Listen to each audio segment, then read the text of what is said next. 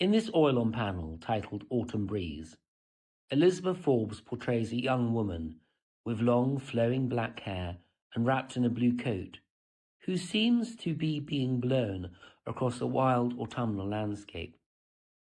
Forbes is well known for her depictions of women and children, often in domestic situations, perhaps at home or school, or engaged in outdoor leisure pursuits.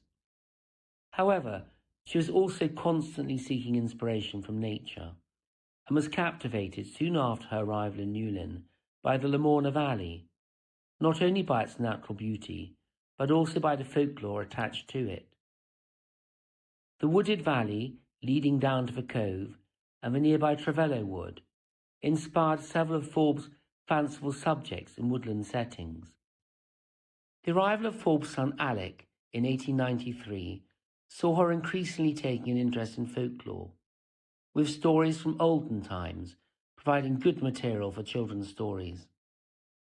Her Royal Academy exhibit of 1897, A Dream Princess, featuring the Clapper Mill at Trove, takes us back to an enchanted era.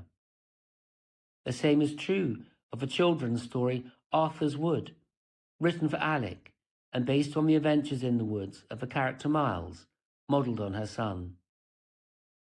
The woods that she called King Arthur's were clearly Trevello Woods, known by locals as Merlin's Wood. As we look at this painting, we cannot fail to see the mystical nature of the subject matter. This is not a realistic painting of a young woman walking through the woods. We do not know who she is, and this is of no importance.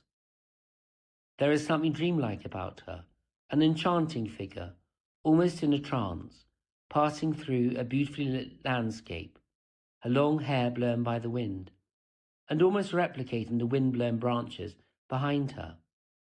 She is part of a landscape, a place of legends and folklore, and we feel enchanted when we look at her.